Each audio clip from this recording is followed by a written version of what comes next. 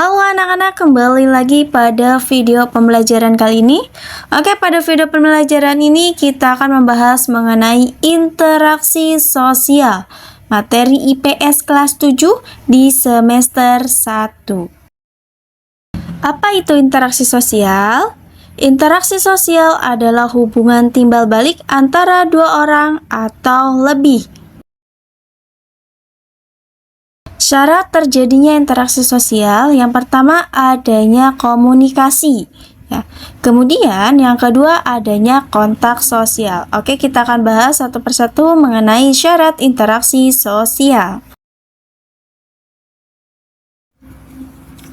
Komunikasi adalah proses penyampaian dan penerimaan pesan berupa ide dari satu pihak ke pihak lainnya, baik berupa verbal maupun non-verbal. Komunikasi verbal itu menggunakan lisan atau tulisan, ya, sedangkan komunikasi non-verbal itu menggunakan simbol-simbol, misalnya seperti bahasa isyarat atau gestur tubuh. Kemudian ada kontak sosial. Nah, kontak sosial ini itu terjadi baik secara langsung ataupun tidak langsung. Ya, contohnya, kontak sosial secara langsung itu bertemu di tempat yang sama. Oke, kita lihat gambar di sini. Ini ada dua orang, laki-laki dan perempuan. Mereka saling bertatap muka. Kemudian ada anak yang sedang bermain secara langsung. Sedangkan kontak sosial yang tidak langsung itu melalui via telepon atau melalui media sosial, seperti contoh pada gambar berikut. Nah, ini adalah komunikasi melalui media sosial.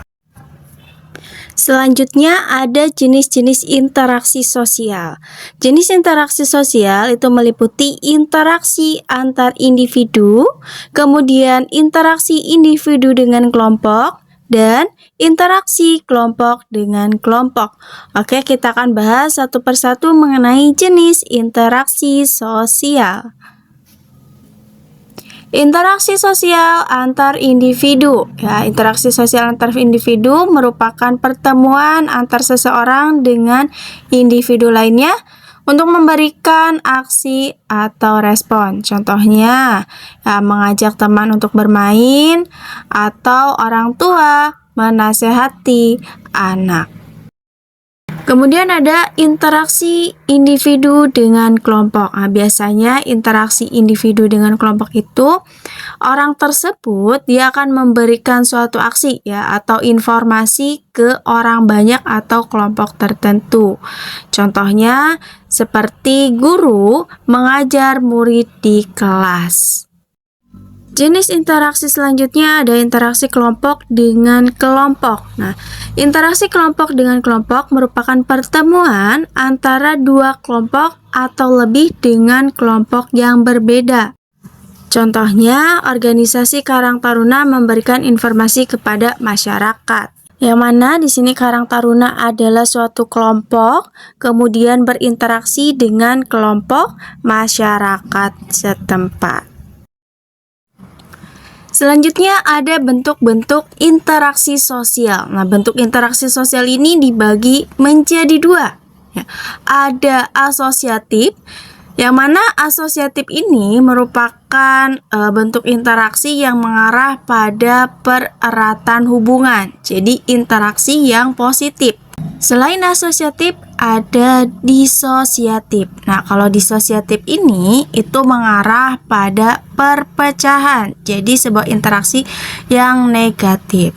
Ya, di sini kita akan bahas satu persatu mengenai asosiatif dan disosiatif. Ya, kalau asosiatif itu dibagi menjadi tiga.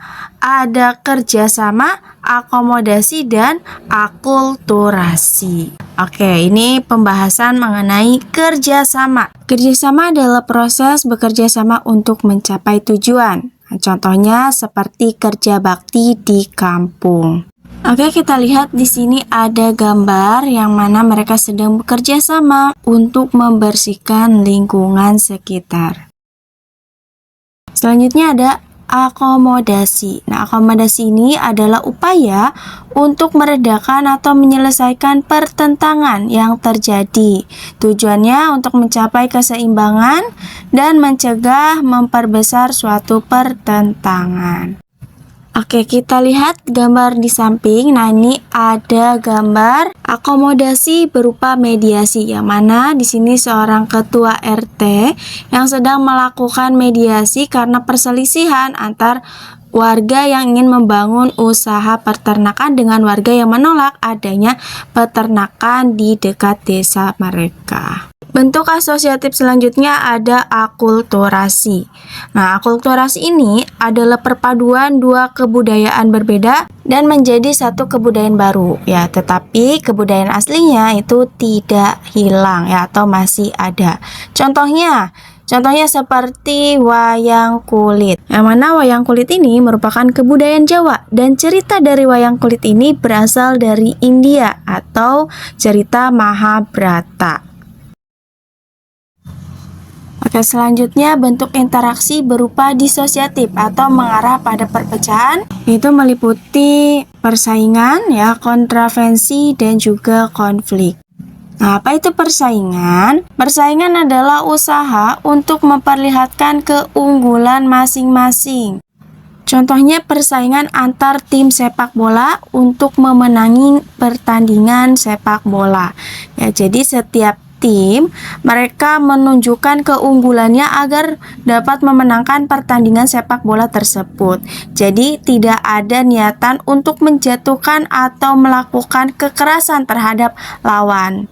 Nah, kemudian ada kontravensi. Nah, kalau kontravensi ini itu merupakan ketidakpercayaan dan ketidaksukaan terhadap pihak lain, sehingga menimbulkan perasaan tidak suka yang disembunyikan. Contohnya apa? Contohnya kita membicarakan orang lain di belakang. Selanjutnya ada konflik ya, atau pertentangan. Nah, kalau konflik ini itu merupakan usaha untuk menyingkirkan lawan. Ya, biasanya itu disertai adanya kekerasan dan ancaman. Ya, jadi bisa dibedakan persaingan dengan pertentangan ya. Kalau persaingan itu tidak adanya kekerasan atau ancaman. Sedangkan pertentangan atau konflik itu disertai kekerasan atau ancaman. Contohnya apa? Contohnya seperti perkelahian ya, antar anak atau antar siswa. Oke, itu adalah pembelajaran pada video kali ini berkaitan tentang interaksi sosial. Kalau misalnya ada yang ingin ditanyakan, bisa komen di bawah. Sampai jumpa pada video pembelajaran selanjutnya. Jangan lupa untuk like, share, dan juga subscribe.